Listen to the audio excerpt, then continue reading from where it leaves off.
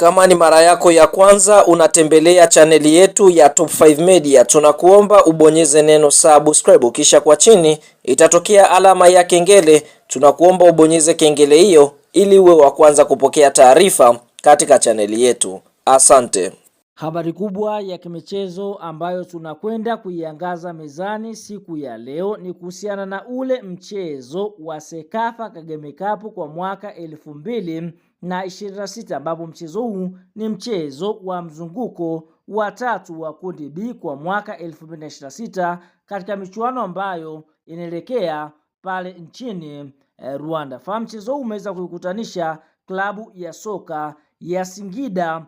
Black Stars kutokea katika ardhi ya Tanzania dhidi ya kikosi cha timu ya soka ya Simba Sports Club, ambapo mchezo huu ulikuwa ni mchezo wa kuvutia, hususan vilabu vyote vinatokea katika ardhi moja. Mchezo huu katika kipindi cha kwanza ulikuwa ni wabisha ni kubishi, ambapo nashuhudia Simba ndio ambao walikuwa kwanza kupata bao katika dakika ya 28 kupitia kwa striker mpya raia wa Mali Ibrahim Dombia akipokea pasi safi ama cross safi iliyopigwa na Libase Gueye, basi moja kwa moja akaweza kuitanguliza klabu ya soka ya Simba Sports Club mpaka mwamuzi wakati anapuliza kipenga chake kuashiria basi ni mapumziko. Basi mnyama Simba alikuwa kifua mbele kwa bao 1-0, ambapo Simba siku ya leo walidhamiria kufanya ubwela part 3. Lakini tunashuhudia katika dakika ya 51 Matthew Tegisi, mshambuliaji wa klabu ya soka ya Singida Black Stars, katika kipindi cha pili aliweza kuisawazishia klabu ya soka ya Singida Black Stars, lakini mnyama Simba akaendelea kulisakama lango la klabu ya soka ya Singida Black Stars, kwa sababu tayari katika michuano hii walikuwa wameshatolewa mara baada ya kupoteza katika michezo miwili kuto kushinda. Kwa hiyo kwa upande mwingine Simba wakahitaji kucheza ule mchezo ambao moja kwa moja watakwenda kucheza kuelekea msimu ujao, ambapo nashuhudia Simba wakaweza kufanya mabadiliko na kuingia Elimpanzu Kibisawala, nyota ambaye aliweza kuzuiliwa kuingia nchini Rwanda kwa wiki 2. Hatimaye Elimpanzu ameweza kufanikiwa kuingia nchini Rwanda, na tunashuhudia katika dakika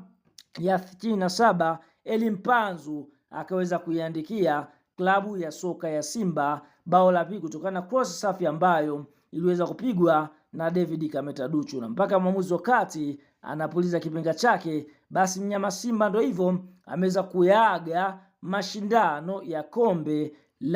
kombe la Sekafa Kagame Cup mwaka 2026 mara baada ya kucheza michezo mitatu. Tunaona ameweza kufanikiwa kuondoka na alama 3, na timu ambayo imeweza kuqualify hatua nusu finali ni klabu ya soka ya Jamus kutokea katika nchi ya Sudani Kusini, ambapo wao tunaona moja kwa moja wameweza kuqualify wakiwa na alama 7 mara baada ya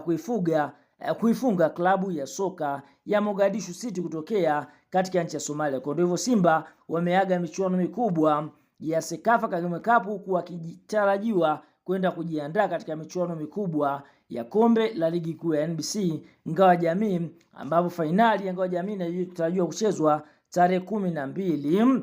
ya mwezi wa 8 mwaka 2020. Mara baada ya mchezo wa klabu ya soka ya Simba Sports Club kuweza kuonyesha katika mchezo wa kombe la CRDB Bank Federation Cup, huku klabu ya soka Yanga Sports Club wakitoka kuibuka na ushindi wa mabao 7-0 dhidi ya Magereza katika mchezo wa kirafiki, kupitia meneja habari na mawasiliano wa klabu ya soka ya Yanga Sports Club ndugu Ali Shabani Kamwe, ambaye ni miongoni mwa wachezaji ambao walikuwa wakifuatilia mtanange wa klabu ya soka ya Simba kwa ukaribu, ameweza kutoa neno. Ali Kamwe anasemaje? Anasema hivi: mtani, hongera kwa ushindi, lakini ikumbukwe ubingwa msimu ujao ni wa Yanga Sports Club kutokana na jinsi ambavyo kikosi chetu